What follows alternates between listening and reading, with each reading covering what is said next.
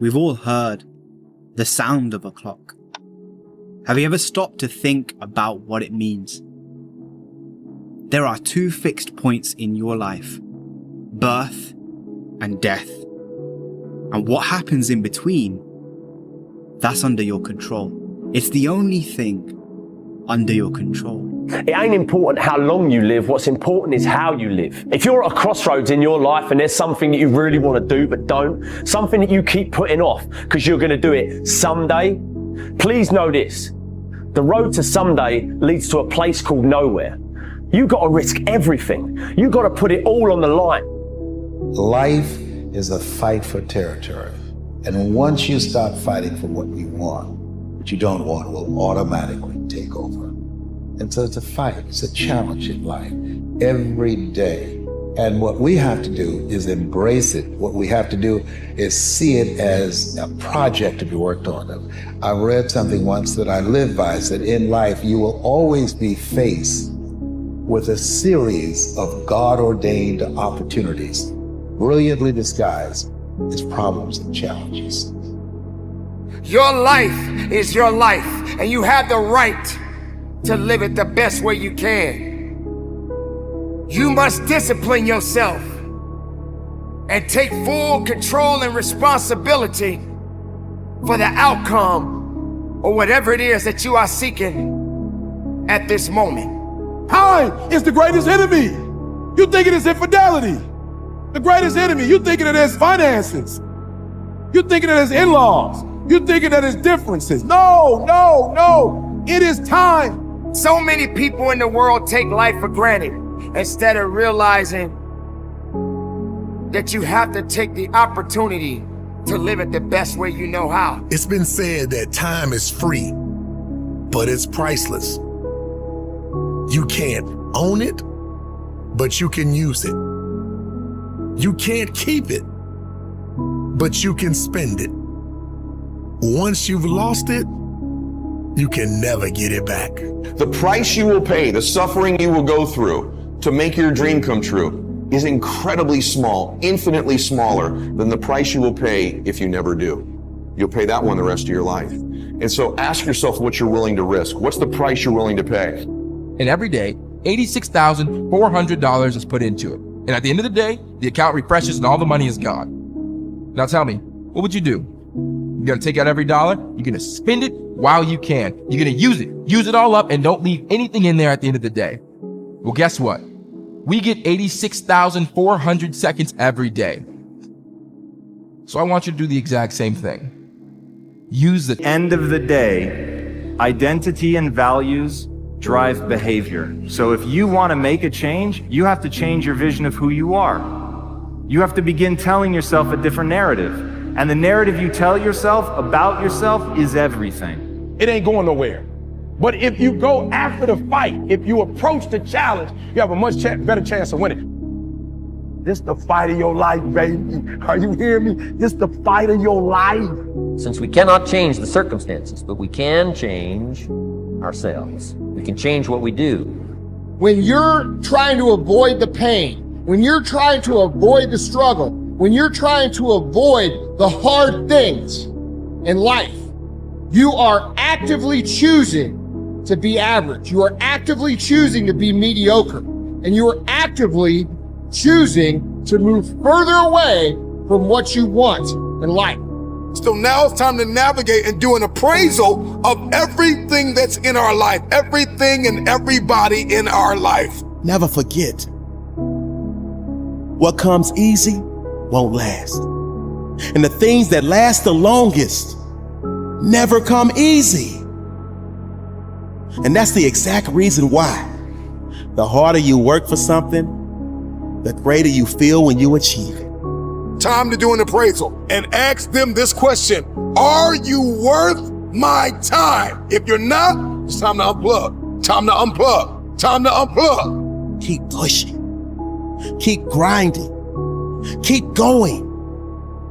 Because that's when it really counts. When you reach that point that most others would stop, that's when you keep going and engage in positive self-talk, just like the little engine that could.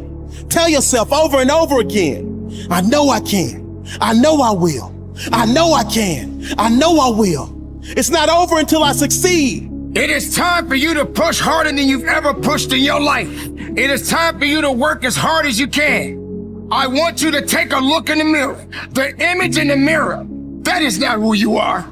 You are greater than the image in the mirror. You walk. You push.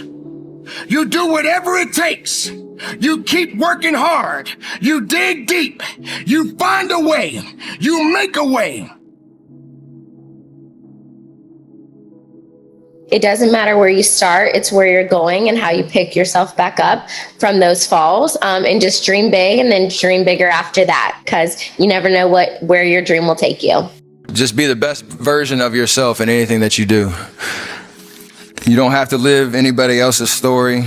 Sometimes people make it seem like you have to have certain prerequisites or a crazy life story in order to be successful in this world. It doesn't matter where you come from, what you have or don't have, what you lack, what you have too much of, but all you need to have is faith in God, an undying passion for what you do or what you choose to do in this life, and a relentless drive and the will to do whatever it takes to be successful and whatever you put your mind to. You can't be comfortable with yourself if you don't know who yourself is. And you can't know who yourself is if you don't stop looking at how everybody around you is, and start looking at what makes you comfortable and what makes you uniquely you. And over the years, I've developed me, what works for me, what I like, what I'm comfortable with, whether it be my wardrobe, whether it be the beard, whether it be the hair, whatever it is, it's me. And I don't ask, what is everybody around me doing? And so that's what I need to do. There is a period in everybody's journey where they are so different because they've started to do new things that they no longer fit in with their old set of friends. But they're not sufficiently developed that they've gained their new set of friends. And they're unsure. Should I go back? Should I lean back into getting a bag in with the boys on a weekend? Is that the highest, way that I can live my life passion forward? Because that's what everybody else does. And all of my friends are taking the piss. Oh, not drinking again. Too good for us, are we? Not going out again this week. Oh, okay. Well, enjoy staying in home and reading. Nerd.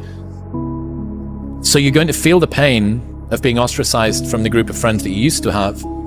But you're stuck in this messy middle where you haven't yet worked out who you are on the other side of this. And that lonely chapter that's in the middle is something that I would say almost nobody that I've ever met who has gone from a place where they are to a place where they want to be hasn't gone through.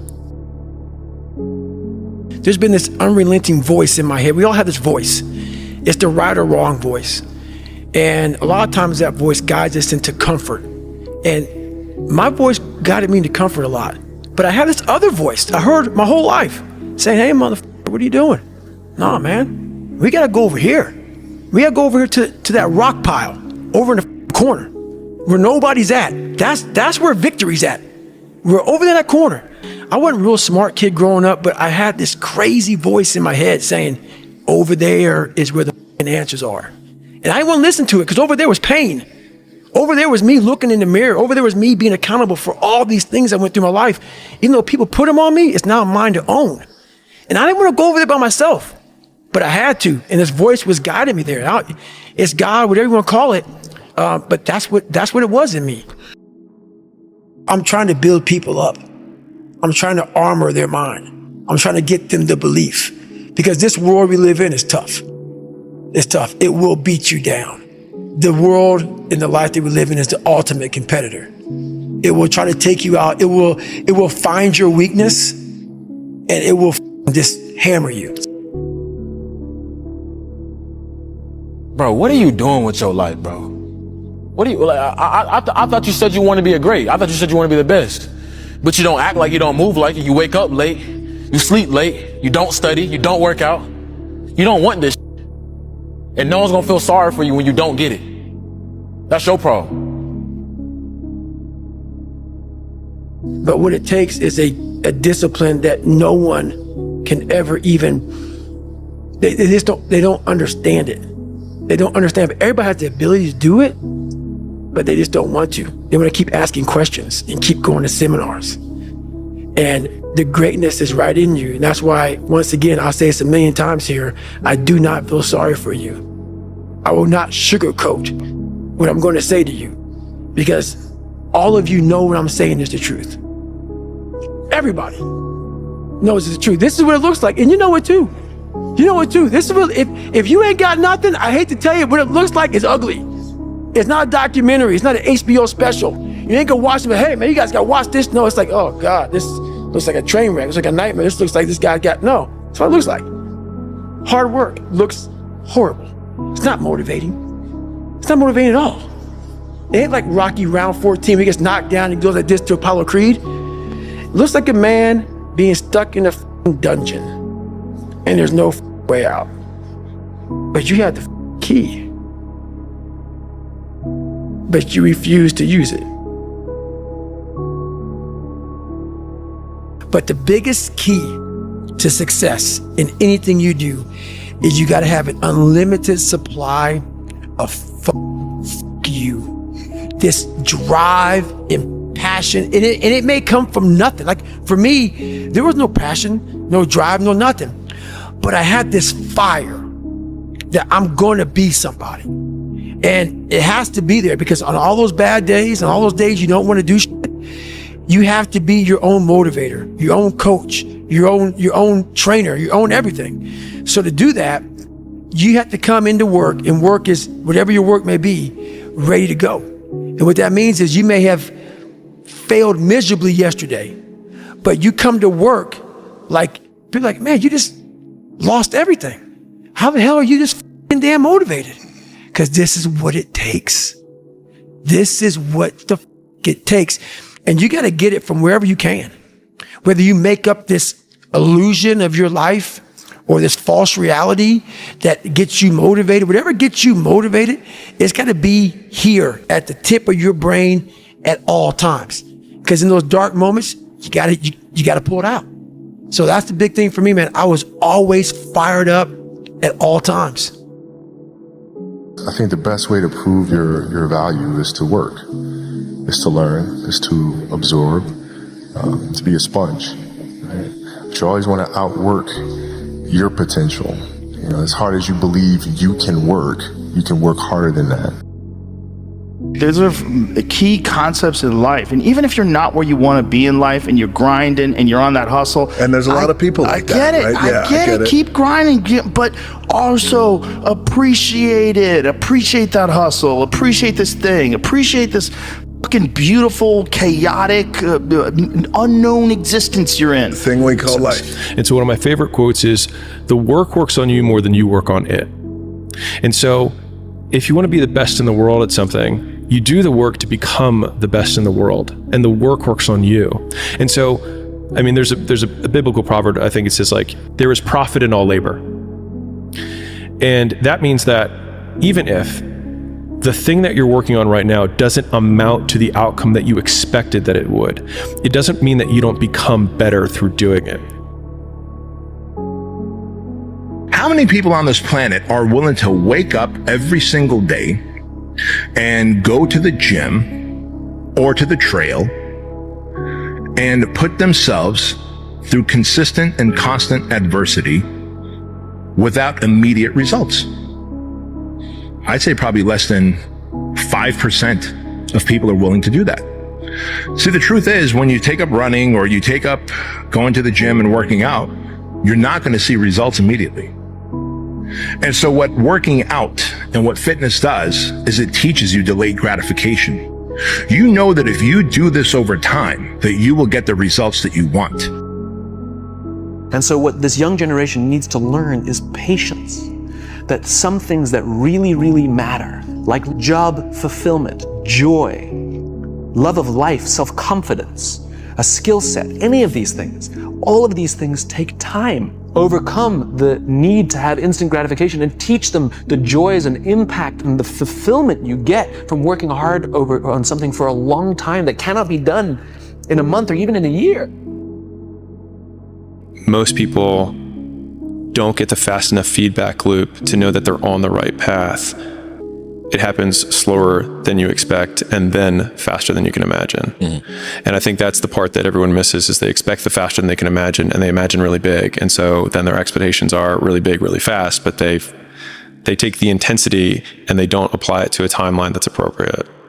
What has worked so well for me, and why the input over the output focus has been so powerful, is that I can extend the time horizon basically indefinitely, because the goal is me, and then the external goals occur. If you've never experienced a reward from discipline, it's going to be very difficult for you.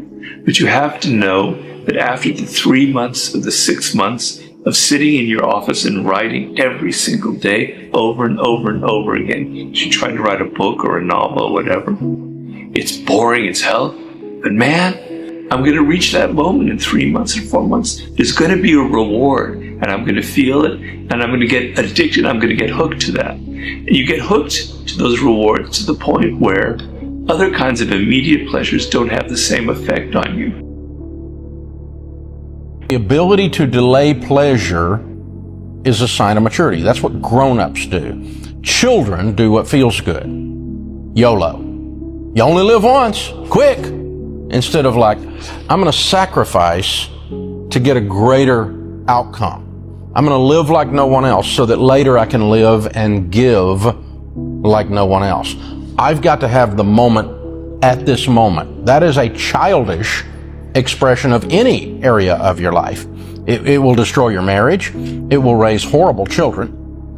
It'll mess up your career, and it certainly will mess up your money. Short-term thinking. The get rich quick has never worked at any time in the world as an ongoing, provable, sustainable process. So we got to stick with this idea, and that even includes our generosity. We were starting to talk about generosity, and the generosity with these folks, with these millionaires that we studied, is a steady thing, like their savings is a steady thing. They're not trying to have this one big event that says, look at me, how generous I am. Instead, they're fairly quiet about it, almost absurdly quiet and anonymous about it, and they steadily give in to something that they believe in. Do you want the future to change for you? You've got to change. If you don't change, the next 6 years of your life is going to be just like the last 6. You'll still be behind on your bills. You'll still be behind on your promises. If you will change, everything will change for you. If you'll change your philosophy, if you'll change your habits, if you'll refine your thinking, if you'll change and accept some new disciplines, all kinds of remarkable things will happen for you if you will change. Success is the only revenge. As you expand, they shrink into irrelevance. As you get louder, no one can hear them. You don't beat them, you cast a shadow so big, no one can see them to begin with. When people copy, they copy the wrong stuff because they don't know why it worked to begin with. And when it breaks, they don't know how to fix it because they didn't build it. So don't sweat it. Copycats will always be behind.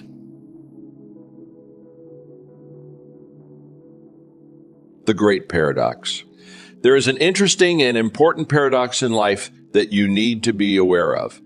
It is that if you are an intelligent person, you do everything possible to organize your life in such a way that you minimize and avoid adversity and disappointment. This is a sensible and rational thing to do. All intelligent people, following the path of least resistance to achieve their goals, do everything possible to minimize the number of difficulties and obstacles that they will face in their day activities.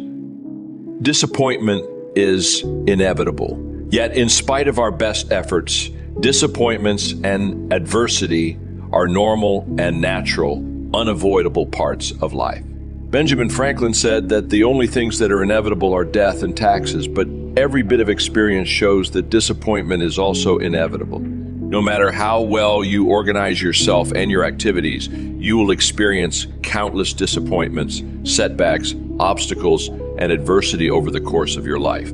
And the higher and more challenging the goals that you set for yourself, the more disappointment and adversity you will experience. This is the paradox. It is impossible for us to evolve and grow and develop to our full potentials except to the degree to which we face adversity and learn from it. All of the great lessons of life come as the result of setbacks and temporary defeats, which we have done our utmost to avoid. Adversity, therefore, comes unbidden in spite of our best efforts.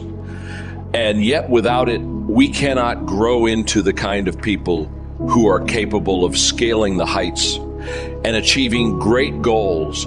Adversity is what tests us.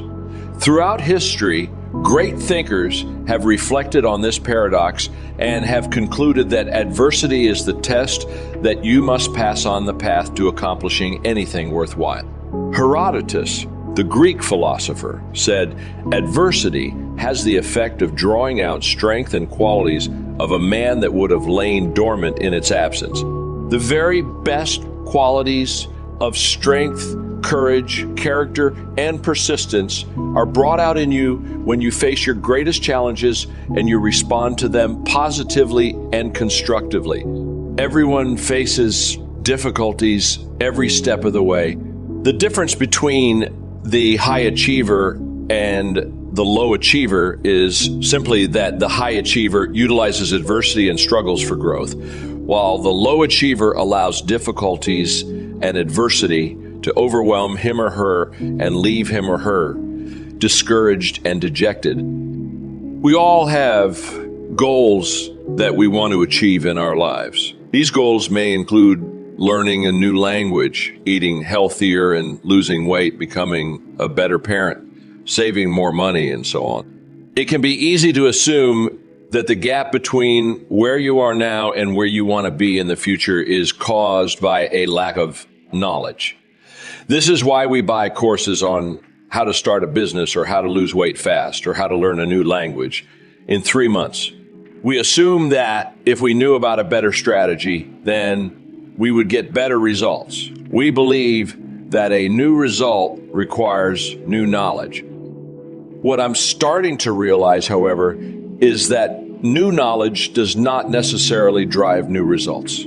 In fact, learning something new can actually be a waste of time if your goal is to make progress and not simply gain additional knowledge. It all comes down to the difference between learning and practicing. When we practice something, we are involved in the deliberate repetition of a process with the intention of reaching a specific goal. The words deliberate and intention are key here because they define the difference between actively practicing something and passively learning it. Learning something new and practicing something new may seem very similar, but these two methods can have profoundly different results. Here are some additional ways to think about the difference. Let's say your goal is to get stronger and more fit. You can research the best instructions on bench press technique, but the only way to build strength is to practice lifting weights. Let's say your goal is to grow your startup. You can learn about the best way to make a sales pitch, but the only way to actually land customers is to practice making sales calls. Let's say your goal is to write a book. You can talk to a best-selling author about writing, but the only way to become a better writer is to practice publishing consistently.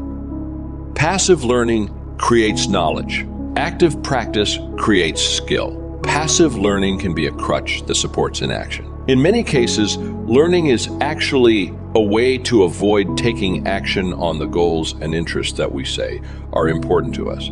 For example, let's say you want to learn a foreign language. Reading a book on how to learn a foreign language quickly allows you to feel like you're making progress. Hey, I'm figuring out the best way to do this. Of course, you're not actually practicing the action that would deliver your desired outcome, speaking the foreign language. In situations like this one, we often claim that we are preparing or researching the best method, but these rationalizations allow us to feel like we are moving forward when we are merely spinning our wheels. We make the mistake of being in motion rather than taking action. Learning is valuable until it becomes a form of procrastination. Practice is learning, but learning is not practice. Passive learning is not a form of practice, because although you gain new knowledge, you are not discovering how to apply that knowledge. Active practice, meanwhile, is one of the greatest forms of learning because the mistakes you make while practicing reveal important insights. Even more important, practice is the only way to make a meaningful contribution with your knowledge. You can watch an online course about how to build a business or read an article about a terrible disaster in a developing nation, but that knowledge is unproductive unless you actually launch your business or donate to those in need. Learning by itself can be valuable for you, but if you want to be valuable to others, then you have to express your knowledge in some way. Practice focuses your energy on the process. Progress is a natural result of staying focused on the process of doing anything. The state of your life right now is a result of the habits and beliefs that you have been practicing each day. When you realize this and begin to direct your focus toward practicing better habits day in and day out, continual progress will be the logical outcome. It is not the things we learn nor the dreams we envision that determines our results, but rather the habits that we practice each day. Fall in love with boredom and focus your energy on the process, not the product. The bottom line, is passive learning useless? Of course not. In many cases, learning for the sake of learning can be a beautiful thing. Not to mention that soaking up new information can help you make more informed decisions when you do decide to take action. That said, the main point of this article is that learning by itself does not lead to progress. We often hide behind information and use learning as an excuse to delay the more difficult and more important choice of actually doing something. Spend less time passively learning and more time actively practicing. Stop thinking and start doing